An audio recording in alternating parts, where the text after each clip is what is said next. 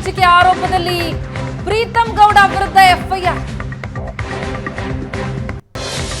ಅಶ್ಲೀಲ video record ಮಾಡಿದ್ದ ಪ್ರಜ್ವಲ್ಗೆ ಮತ್ತೊಂದು ಸಂಕಷ್ಟ. ಪೆನ್ ಡ್ರೈವ್ ಪ್ರಕರಣಕ್ಕೆ ಸಂಬಂಧಪಟ್ಟಂತೆ ಮತ್ತೊಂದು ಬೆಳವಣಿಗೆಯಾಗ್ತಾ ಇದೆ. ಅಶ್ಲೀಲ ವಿಡಿಯೋ ರೆಕಾರ್ಡ್ ಮಾಡಿದ್ದ ಪ್ರಜ್ವಲ್ಗೆ ಮತ್ತೂ ಒಂದು ಸಂಕಷ್ಟ ಕಾದಿದ್ದು. ವಿಡಿಯೋ ರೆಕಾರ್ಡ್ ಮಾಡಿದ್ದಕ್ಕಾಗಿ ಪ್ರಜ್ವಲ್ ವಿರುದ್ಧ ಮತ್ತೊಂದು ಎಫ್ಐಆರ್.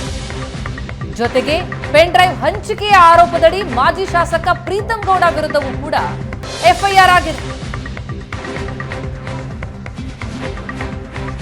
ಮತ್ತೊಂದು ಪ್ರಮುಖ ಬೆಳವಣಿಗೆಯಾಗ್ತಾ ಇದೆ ಪೆನ್ ಡ್ರೈವ್ ಪ್ರಕರಣದಲ್ಲಿ. ಈಗಾಗಲೇ ಜೈಲು ಪಾಲಾಗಿರುವಂತಹ ಪ್ರಜ್ವಲ್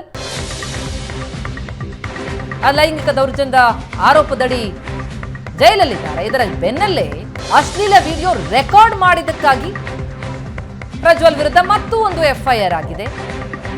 ಜೊತೆಗೆ ಪೆನ್ ಡ್ರೈವ್ ಹಂಚಿಕೆಯ ಆರೋಪದಡಿ ಪ್ರೀತಂ ಗೌಡ ಮತ್ತು ಆಪ್ತರಾದಂತಹ ಶರತ್ ಮತ್ತು ಕಿರಣ್ ವಿರುದ್ಧವೂ ಎಫ್ಐಆರ್.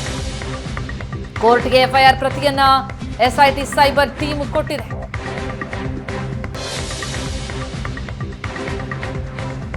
ವಿಡಿಯೋ ರೆಕಾರ್ಡ್ ಮಾಡಿದ್ದಕ್ಕಾಗಿ ಪ್ರಜ್ವಲ್ ವಿರುದ್ಧ ಎಫ್ಐಆರ್ ಆಗಿದ್ರೆ, ಆ ವಿಡಿಯೋ ಹಂಚಿಕೆಯ ಆರೋಪದಡಿ ಅಂದ್ರೆ ಪೆನ್ ಡ್ರೈವ್ ಹಂಚಿಕೆಯ ಆರೋಪದಡಿ ಮಾಜಿ ಶಾಸಕ ಪ್ರೀತಂ ಗೌಡ ವಿರುದ್ಧವೂ ಎಫ್ಐಆರ್. ಪ್ರೀತಂ ಗೌಡ ಆಪ್ತರಾದ ಶರತ್ ಮತ್ತು ಕಿರಣ್ ವಿರುದ್ಧವೂ ಕೂಡ ಎಫ್ಐಆರ್ ದಾಖಲಾಗಿದೆ. ಕೋರ್ಟ್ಗೆ ಎಫ್ಐಆರ್ನ ಪ್ರತಿಯನ್ನ ಎಸ್ಐಟಿ ಸೈಬರ್ ಟೀಮ್ ನೀಡಿದೆ. ಈಗಾಗಲೇ ಅಶ್ಲೀಲ ವಿಡಿಯೋ ಪ್ರಕರಣಕ್ಕೆ ಸಂಬಂಧಪಟ್ಟಂತೆ ಬಹಳಷ್ಟು ವಿಚಾರಣೆ ತನಿಖೆ ನಡೀತಾ ಇತ್ತು. ಇದರ ಬೆನ್ನಲ್ಲೇ ಪೆನ್ ಡ್ರೈವ್ ಹಂಚಿಕೆಯ ಆರೋಪದಡಿ ಮಾಜಿ ಶಾಸಕ ಪ್ರೀತಂ ಗೌಡ ವಿರುದ್ಧ ಎಫ್ಐಆರ್ ಆಗಿದ್ರೆ, ವಿಡಿಯೋ ರೆಕಾರ್ಡ್ ಮಾಡಿದ್ದಕ್ಕೆ ಪ್ರಜ್ವಲ್ ರೇವಣ್ಣ ವಿರುದ್ಧವೂ ಕೂಡ ಮತ್ತು ಒಂದು ಎಫ್ಐಆರ್ ಆಗಿದೆ. ಈಗಾಗಲೇ ದೌರ್ಜನ್ಯ ಪ್ರಕರಣದಡಿ ಮೂರು ಪ್ರಕರಣಗಳು ದಾಖಲಾಗಿದ್ದು, ವಿಚಾರಣೆ ಎದುರಿಸ್ತಾ ಇರುವಂತಹ ಪ್ರಜ್ವಲ್ಗೆ ಮತ್ತೊಂದು ಸಂಕಷ್ಟ. ಪ್ರಜ್ವಲ್ ರೇವಣ್ಣ 4 ದಿನ ಎಸ್ಐಟಿ ವಶಕ್ಕೆ. ಕೋರ್ಟ್ ಪ್ರಜ್ವಲ್ ರೇವಣ್ಣ ಅವರನ್ನ 4 ದಿನ ಎಸ್ಐಟಿ ವಶಕ್ಕೆ ನೀಡಿದೆ. ವಿಡಿಯೋ ರೆಕಾರ್ಡ್ ಆರೋಪದಡಿ ಪ್ರಜ್ವಲ್ ವಿರುದ್ಧ ಎಫ್ಐಆರ್ ದಾಖಲಾಗಿದ್ದು, ಈಗ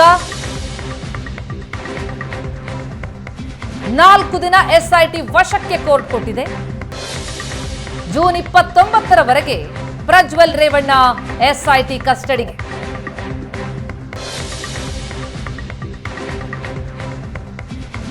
ಜೂನ್ 29ರವರೆಗೆ ಪ್ರಜ್ವಲ್ ಎಸ್ಐಟಿ ಕಸ್ಟಡಿಗೆ ನೀಡಲಾಗಿದೆ.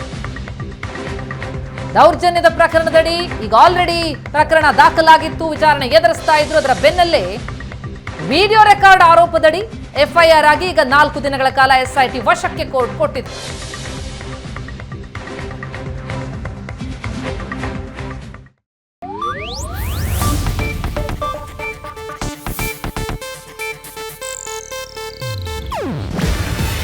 ಇದು ಏಷ್ಯಾನೆಟ್ ನ್ಯೂಸ್ ನೆಟ್ವರ್ಕ್ ಪ್ರಸ್ತುತಿ. ನೀವು ನೋಡ್ತಿದ್ದೀರಾ ಏಷ್ಯಾನೆಟ್ ಸುವರ್ಣ ನ್ಯೂಸ್.